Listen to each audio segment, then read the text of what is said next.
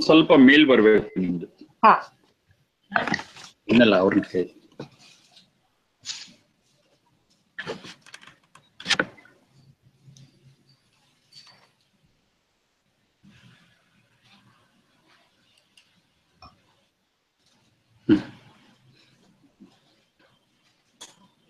In the previous discussing about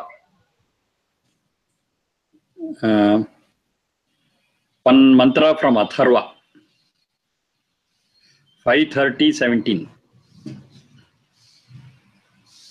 5:30:17.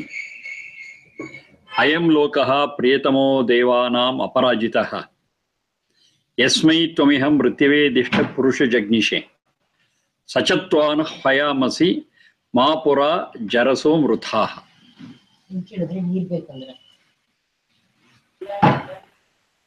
That's what we are discussing. The first two lines we had covered, and we are yet to study the last line. Sachatva anuhvayamasi mapura jaraso mruthaha. That was pending.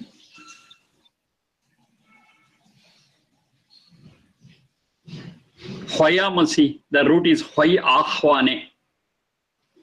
Hvay ahvane. Jarasa, jarasaha, jru vayohano.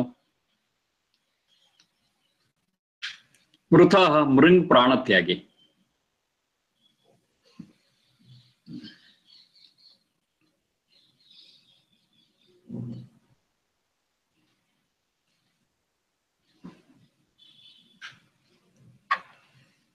Cha is the linking conjunction. In the second line it says, please note, Purusha Jagnishe, Jna Avabodhane, please note, here your opponent is, you are given to play with Mrutyave Dishtaha, the death. Cha and Sahatva, that death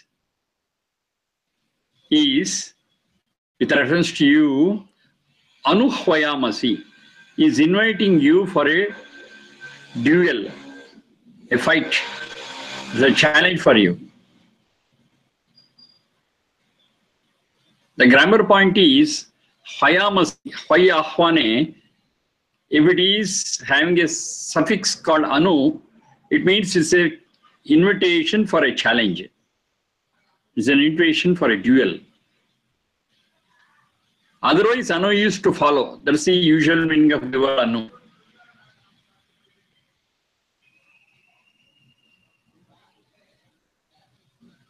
That is, there is something which is going ahead and something follows it, so we say Anu. But here, with reference to Hvay, the meaning is different. With reference to Hvay Ahvane, Anu means to invite for a challenge, to invite for a duel, to invite for a fight, to invite for a competition. Spardharthe. Spardharthe, Anu is a prefix for Hvay Ahvane.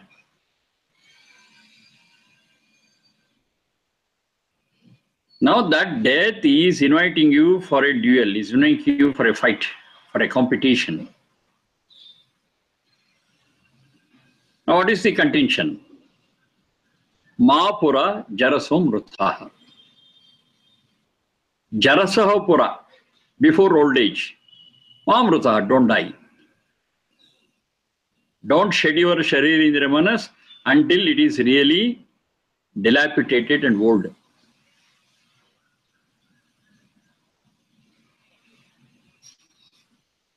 Now the sharir indriya manas is purely a product of sat, jada.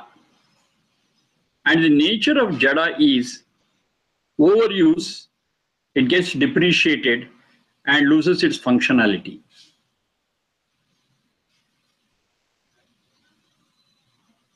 Its efficiency drops down over a period, and at one point it becomes zero.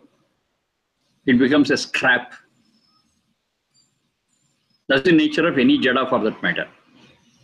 Sharira Indra Manas too is a jada. Over a period, it loses its functionality and becomes unusable.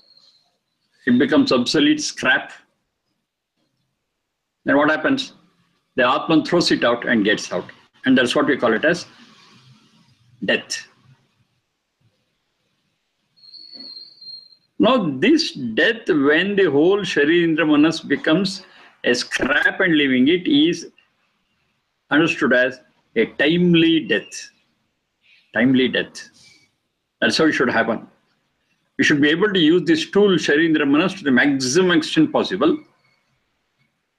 And when we cannot use it further, okay, we throw it out and get out.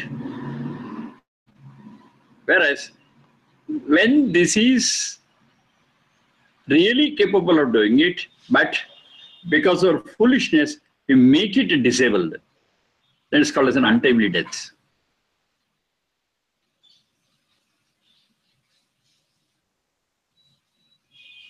We, because of carelessness, involve this Sharirindra Manas into accidents. And we die prematurely. That's called Akala Marana. Premature death. Actually, if I had maintained it, if I had protected it, the alertness, and if you were to be a bit careful, yes, the Sharira Indriya Manas could have given us service for many more years. But we have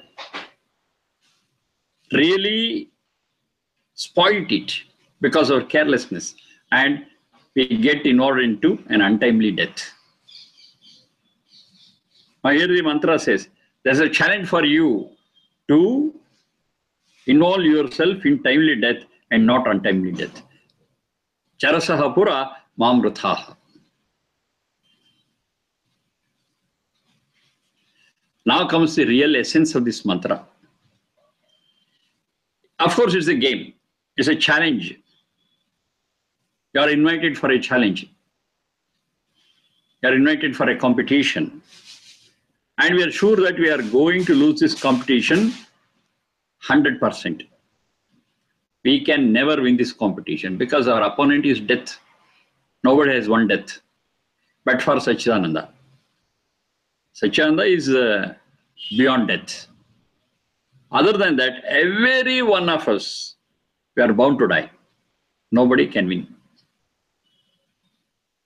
Now here, the mantra says, winning is not the goal of the game. Winning or losing is not the goal or focus of the game. The whole focus is on playing the game for a long time. Focus itself is different. It's not winning or losing. Play as long as possible. That is a challenge. The challenge is not to win. The challenge is not to lose. The challenge is to play long. How long you play. That means how long you live. How best to use the tool given to you. That is the challenge. And this is known to all scholars. It's known to all knowledgeable people. I know very well. This is a losing game. We know it. And losing or gaining is not the focus of the, is not the purpose of the game. The purpose of the game is to dodge death as long as possible. Defer death as long as possible. That is the essence of this mantra. You do it. Do it. Play as long as you can. Don't lose it in the middle. Lose it after a very, very long period of play. Mahapura Jaraso Mruthaha. Jarasaha Pura, before old age, before the time, die not.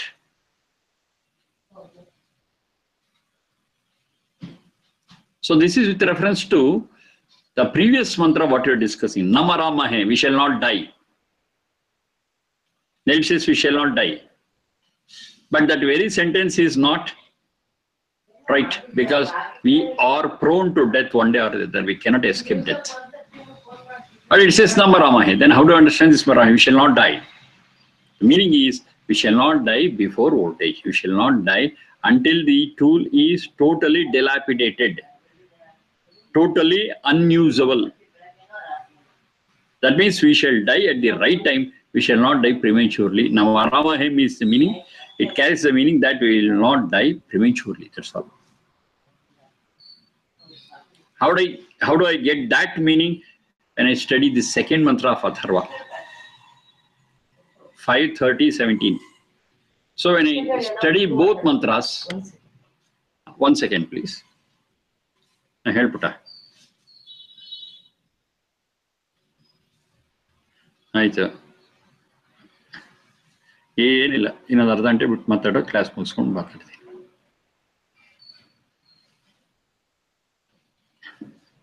ಆಟಕ್ಕೆ ಹೋಗಿ ಮುಂಚೆ phone ಮಾಡೋ.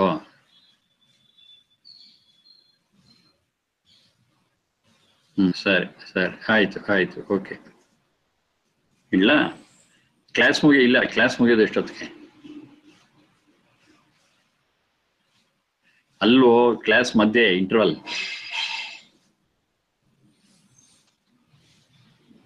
ಸರಿ, ಮಾತಾಡ್ತೀನಿ. Okay.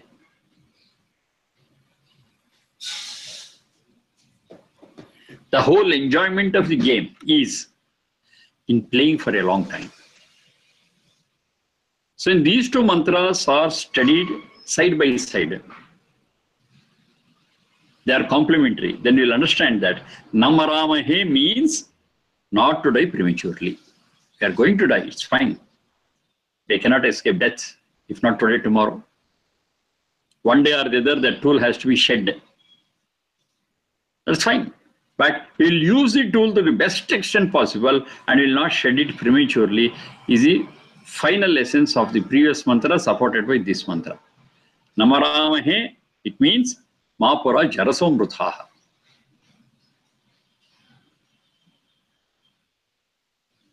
So this way we have to understand the mantras, not in isolation, but in conjunction with several other mantras. Then only we get the right thing. If we study the first mantra in isolation, Namaramahe, it is meaningless. How can we live forever? We are not eternal. How can I say I will not die? It becomes foolish. And such foolish things are never there in the Vedas. Never. It is a compendium of perfect truths. Every word, every sentence in it is truthful. That's why we revere it to that extent. And it's not to be believed. Anybody can check it, verify it. And the truth, when I say, it holds good for all people, at all places and at all times. That is truth. That's the nature of truth, ultimately. This you can verify anytime. Any piece of the Veda mantra, any mantra. It holds good. So these two mantras, Pancha Soma and this one, Ayam Lokaha Priyatamo Devana, both we have discussed. There is some relationship between the two, and the whole thing has become very clear. I'll move on to another Veda mantra.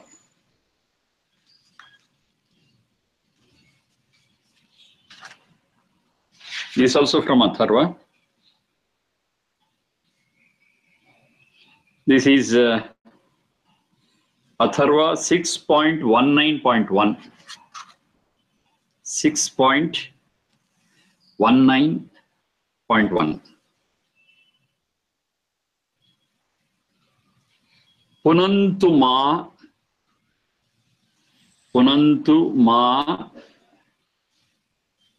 Devajanaha. Punantu ma Devajanaha. Punantu Manavodhiya. Punantu Manavodhiya. Punantu Vishwabhutani.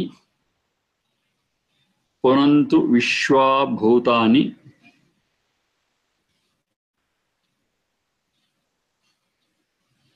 Pavamanaha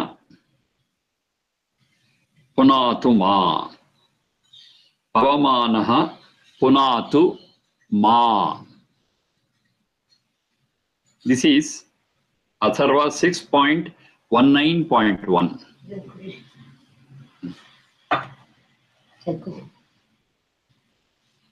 Punantu ma devajanaha punantu manavodhiya punantu vishwa bhutani pavamanaha punatu ma.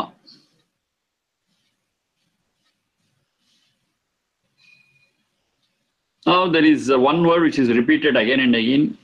Punantu, punantu, punantu, punatu. And pavamanaha. Now all these words originate from the root pui pavane. Pui. Chacha jajana. Pui pavane. Pui pavane. That's the basic root.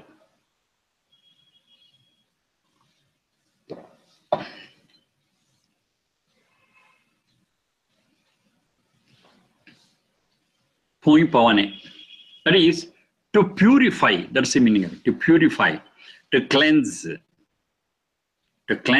and to purify. Punantu, let them purify me, let them cleanse me. Let them make me devoid of impurity. Punantu, punantu, punantu. Punatu, another form of it. Pavamana, that is Satchidananda, is referred to as Pavamana here. That is the one which is capable of purifying us. Provided we open up and ask for it. Unless we ask for it, unless we pray for it, unless we open up, it will not happen. But once you open up, yes, it's got all the capacity to purify us. That Satchidananda is called as Pavamana.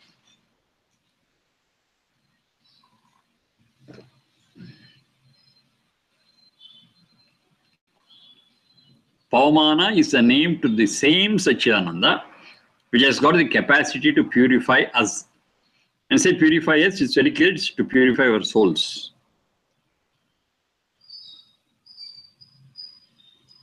Now, Pavamana, they have called it as something else in Puranic background. I am not referring to that. If you are familiar with other meaning, it's fine. If not, forget about it. Don't worry about it. Pavamana, they call it as the son of Pavana. Pavana is air. The son of air or Vayu is Vayuputra. Vayuputra is Anjaneya or Hanumanta, whatever you call it. So whenever they say Pavamana, they speak of Anjaneya, Hanuman.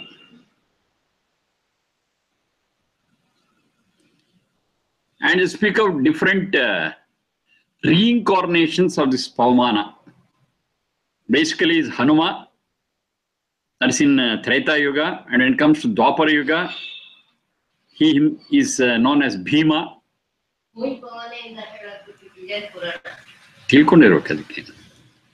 Then in Kali Yuga, he is Madhva.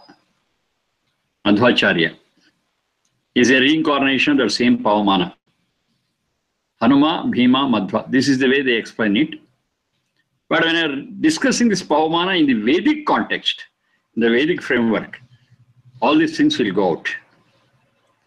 Because we are very much strict about the root and derivation.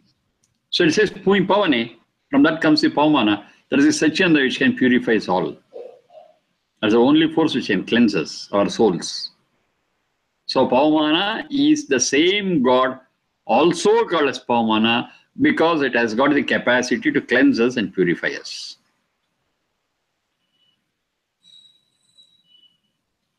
Puranic, this I just gave as a parallel reference. But in the Vedic context, that won't hold good.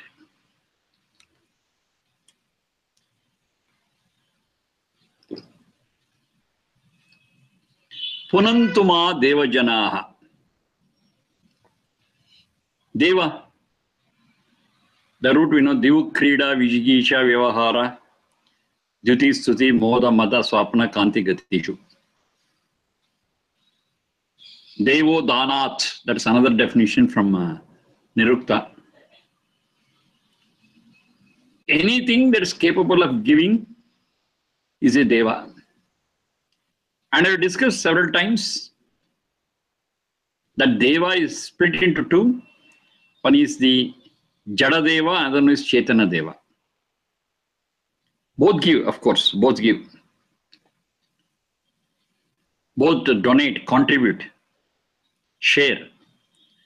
But when it's a Jada Deva, it has no discrimination. It just gives. How much to give, when to give, whom to give. Such parameters are not there. It just gives. So just like the clouds giving the rain. It just gives. It just showers. It never worries about, or it cannot worry about on whom I'm showering. Is it good or bad? I'm doing it whether in the right place or not. Whether it is upon a good person or a bad person, such things is not there. Just showers. Jadadeva. The moon gives the soothing light, moonlight. Equally on the good people, equally to the good people and to the bad people. It never discriminates. But a Chaitanya Deva does it. A Chaitanya Deva gives what is to be given to whom, when and how, in what quantity. All these things are analyzed and is given. It's not uniform. It depends upon the person, the receiver. That is a Chaitanya Deva.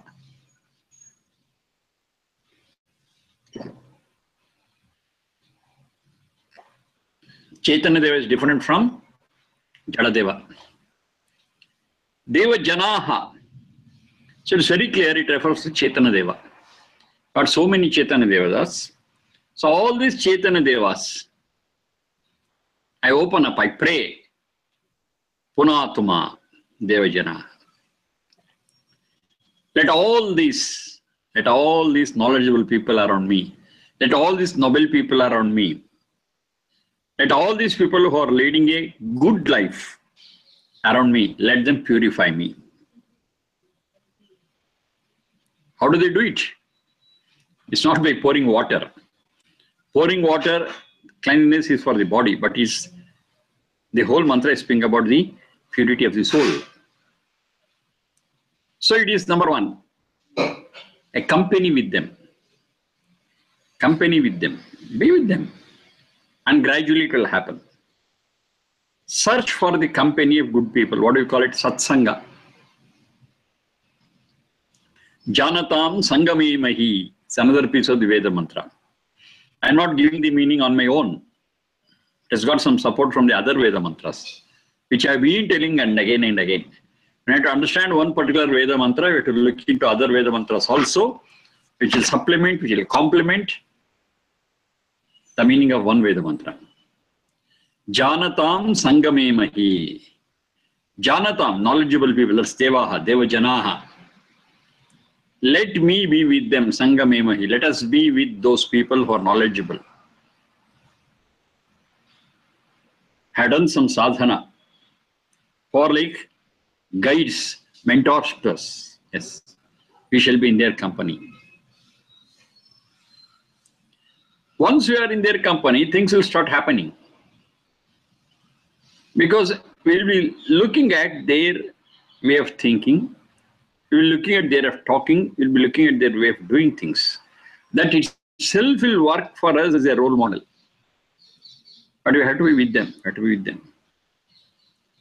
When we are with them, at the same time, they'll be observing what we do also. They'll come to know what I'm doing, what I'm thinking, what I'm talking, what I'm doing. And as knowledgeable people and as mentors, as our well-wishers, they cannot keep quiet. If I think wrongly, they'll say, you see, you're thinking wrongly. Why not to rectify? Why not to mend? Your talking is not all right. Better talk like this. You're doing this thing well, but you can improvise it. At every step of our thinking, talking, and doing things, yes, we'll be guided by those people who are knowledgeable. We are with them. That Sangama is very much important. That being together with such people is very, very important. Be in the company of such people. They will take care of.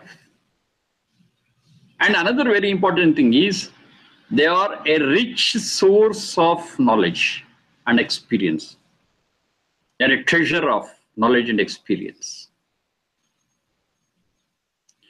So we can always ask them, what is this, what is that? We can get our doubts cleared. We can get our confusions cleared with them.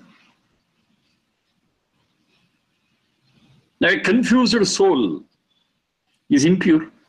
Very easy to understand. If the soul has to become pure, all such confusions have to be removed. cleansed, thrown out. And how it can be done? It can be done only when we discuss, question, and share the knowledge of those who are Devajana. Tadvidhi pranipatena pariprashnena seveya. You find it in Gita. Krishna says, if you want knowledge, tadvidhi, if you want to know that truth, that real knowledge, very important thing is pranipatena pariprashnena seveya. You have to surrender yourself, serve the teacher, and ask them a lot of questions so your doubts and confusions will be cleared. But pariprashna is the core of Guru Shishya Sambandha. The knowledge is shared between the teacher and the student, maximum through questioning, inquiry. And you can do. Devajanaha will purify you, provided you question them, ask them. Here we have got another side of it. Most of the schools of thought, most of the pantha, mata, whatever we have got today, they never allow you to question. That's a very, very sorry aspect of it. They'll say, this is the basic things what you have to believe in. And you are not supposed to question. And if you question, it amounts to disobedience. This is what they say. But questioning never amounts to disobedience. Questioning is for knowing things. That's called as jignasa. Jignasa is to know things. We are asking questions to know, to expand our horizon of knowledge. How can it be disobedience? Now, why they say so? Why they are not inviting questions? Why they say questioning is disobedience? Because, number one, they don't know the answer. Number two, what they're telling is not truth. They don't know the answer, or whatever they know is not truth. Only that which is not truth, only where ignorance is there, it cannot accept questions. True knowledge never cares for questions. It invites questions, as many as they could ask. Yatha kamam prashnan pruchhata. This is a sentence from Prashnopanishad. There's an Upanishad called Prashnopanishad. There's a discuss about the style of asking questions and getting knowledge. Yatha kamam prashnan pruchhata. As much questioning as you have, you can do it. Yatha kamam. No restriction, no condition. Ask. But if you ask, the teacher says, to the best of my capacity, I'll answer it. My capacity is limited. I cannot do beyond that. I'll do my best to answer all your questions, but never hesitate to ask questions. I invite questions. I'm ready to face the questions.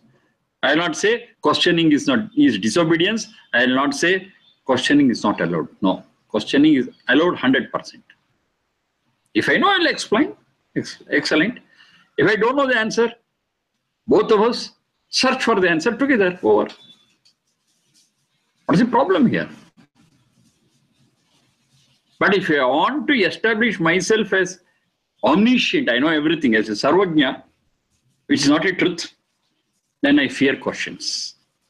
And I'll say, don't question, listen, believe, and follow. If you start questioning, it amounts to disobedience. Don't do it. Avidheyata. Vidheyata is obedience. Avidheyata is disobedience. You're not obedient. You're a disobedient student. By just asking questions. But without questions, how can we learn things? How can we know things? Questioning is a very, very important process. Very, very important tool of learning. You see, whatever knowledge we have gained, whatever research we do, it all starts from questioning. The greatest example I can give is Newton. The apple fell on his head.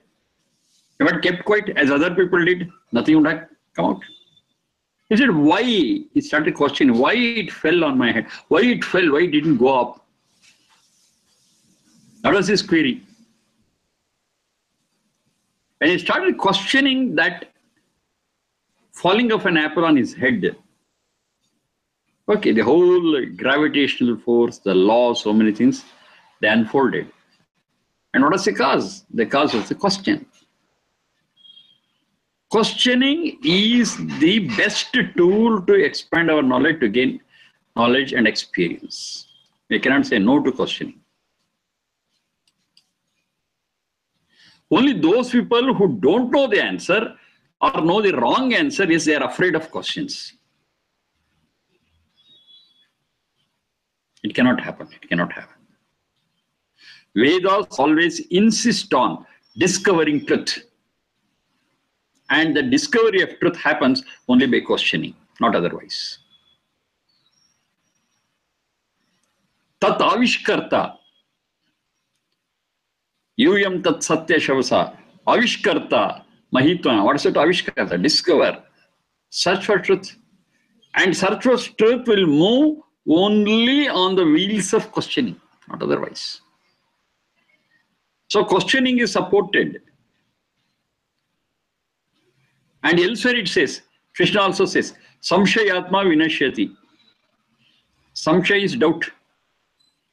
Confusion. Don't be in confusion. Whatever confusion you have got, whatever doubt you have got, get it clarified. If not with X, of course with Y. You can do it. But don't live with your confusions. Don't live with your questions. That is detrimental to you. Samshayatma vinashyati. Don't have it. It doesn't say don't doubt. It doesn't say don't question. It says don't be in that state of confusion. Don't be in that state of doubt. Get it clarified. Then you are happy. So punantu deva janaha. Punantuma deva janaha is a very simple sentence. But how to do it is the process what I'm explaining now. Be in the company of such people. Question them. Is it all? No. Observe how they live. How they live. This is also very important. Yes, they are knowledgeable, they explain. But when it comes to the question of practice, they don't practice what they profess. We have got such people. They can never be called as Devajanaha. They are not Devajanaha. That will be true Acharyas. What is Acharya? Acharam graheti. Achinoti va. Acharya kasmat. Acharam graheti. Achinoti. One who practices and is capable of making the disciple to practice it. He is called as an Acharya. Acharya is not just a word. The explanation what I have given is from Nirukta. Yaskas Nirukta, he says. One who practices what he professes, number one. Number two, helps the disciple to practice it. That's ultimate. Of course, it starts from knowledge and questioning. That's fine. But finally, it should get itself translated into action in accordance with what is learned. Otherwise, mere knowledge is useless. It's of no use. We don't get the results. Yes, I know hundreds of things. I don't practice it. What result? A big zero. Nothing. You practice very little. Doesn't matter. Even practicing that very little gives that little fruit. But if you don't practice, and even if you are thorough with it, the subject, theoretically, nothing will come out. So knowing is one side, practicing it another side. And practicing it without knowing is also foolishness. We land ourselves in difficulties, we land ourselves in chaos. We should put it into practice, and the prerequisite is right knowledge.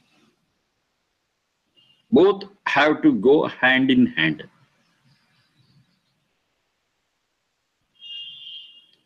So, Devajanaha, we have to be in their company. We have to get our doubts and confusions clarified with them.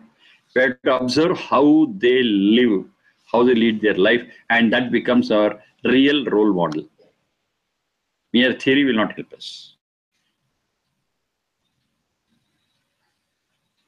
It says in Shikshavalli, it says, when you are in doubt, remember how I have behaved in such circumstances. It's a guidance given to the student by the Acharya. Acharya Upadesha is a very important thing there. You are in doubt, should I do like this or I should do like that? Then he says, remember how I have behaved in that situation, how I have handled that situation. And I myself is an answer. My role model, my action itself is a role model for you to do it. How many teachers have got this guts to say to the students, I'm your role model. When you are in doubt, how I have behaved, how I have handled that situation, you take it as a role model and your problem will get solved. If I'm right, very few people who can be counted on our fingers only can say this, not all. But knowledgeable people, we have got many. But all cannot be called as Devajanaha. Devajanaha are those who practice what they profess and who have the confidence to tell their students that look at me and follow me. Whatever I have taught you, I have been following. Telling is one side, practicing it is another side. Telling is very easy. To give a lecture is wonderful. I lose nothing. There is no risk at all. But when I start practicing it, yes, I know the pinch of it. When practicing, I got a lot of pulls and pushes. I got a lot of threads, hooks, slippery grounds. All that I know only when I start practicing. During theory, nothing we will know. It's as simple as this. I cannot learn swimming on land. But I can give a beautiful lecture about swimming in a classroom. But I know the difficulty of swimming only in the water. It's as simple as that.